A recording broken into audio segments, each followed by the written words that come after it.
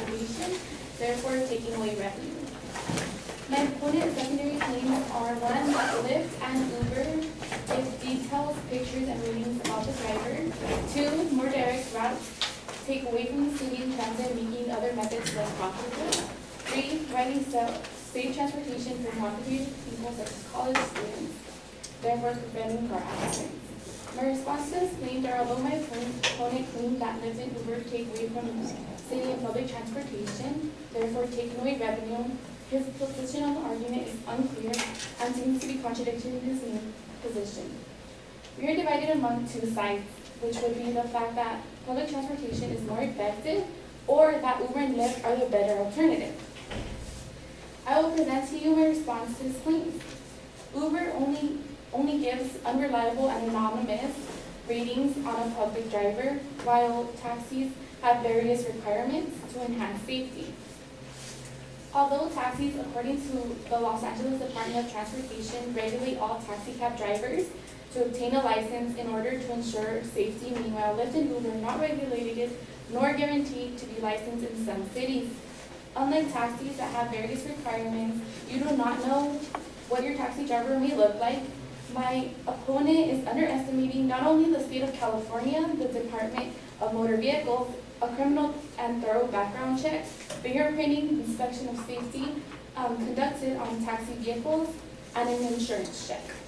Unlike a Lyft or an Uber that is under normal protocol in a car accident, just like anyone else, a taxi driver further gets into an investigation with any collision. According to hub.org, Uber involved in a car crash that contains passengers in a car collision is much more difficult for injured parties, as well as running the risk of the Uber not even being insured.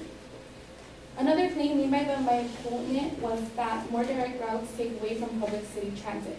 By making frequent stops around the city, various routes, in Uber, on the contrary, people tend to avoid doing so on public buses. Uber.com said an Uber involves traveling with multiple people over short distances with a locked place and price, where unlike a taxi driver, you have a set agreement and payment ahead of time without trying to figure out if you have enough money for the ride, or being told the runaround, which makes Uber seem much more convenient depending on X and Y factors, such as traffic, type of Uber selected, and numbers of riders, as well as having more control over the way of public transit. My opponent also had very little evidence for his position, making my refute harder to execute, which made his main claim ineffective. My opponent's third claim states that Uber and Lyft provide safe transportation for intoxicated people like college students and would make travel much more affordable by splitting the charge with other riders. My opponent does not take into consideration the other endless options of transportation that are available to us.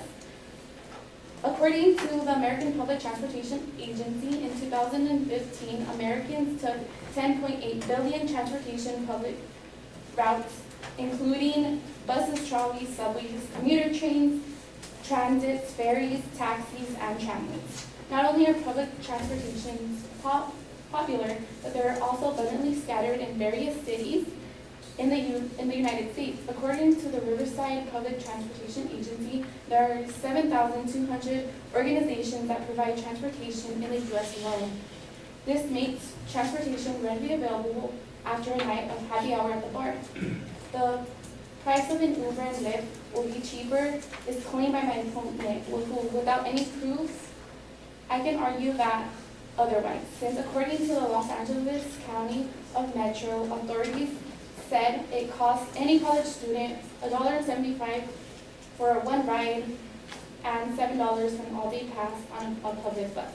Meanwhile, according to the official page of the Riverside Community College website, it says students can show their ID and get rides to anywhere without any restrictions for free.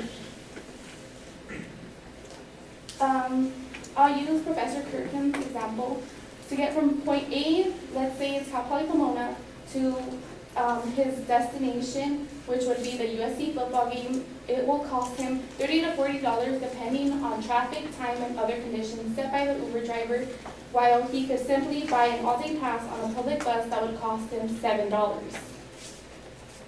And in conclusion, still at the end of Bryden's speech, we still do not understand his stance on his position, which was highly contradictory in itself. Thank you.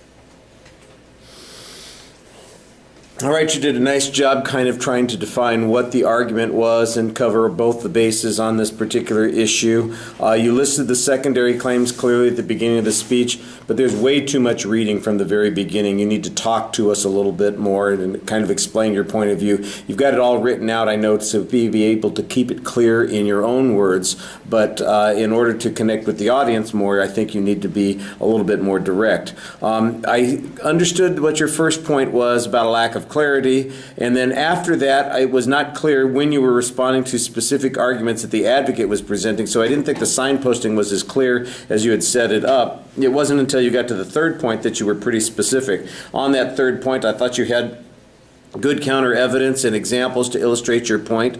On the earlier points, there was also good evidence to support your position, and there were a couple of places where you attacked the advocate's evidence or lack of evidence as it was appropriate. I thought that those were pretty good arguments. Sometimes you're doing a good job contrasting the two positions. I think once in a while you need to slow down a little bit, look up and explain the contrast that you're presenting, because when you do all that reading and you're looking down, some of the information just runs together. It just sounds like words, words, words, words, words without necessarily having any particular meaning, and so the delivery, I think, is undermining what are actually some pretty good arguments. All right, thank you.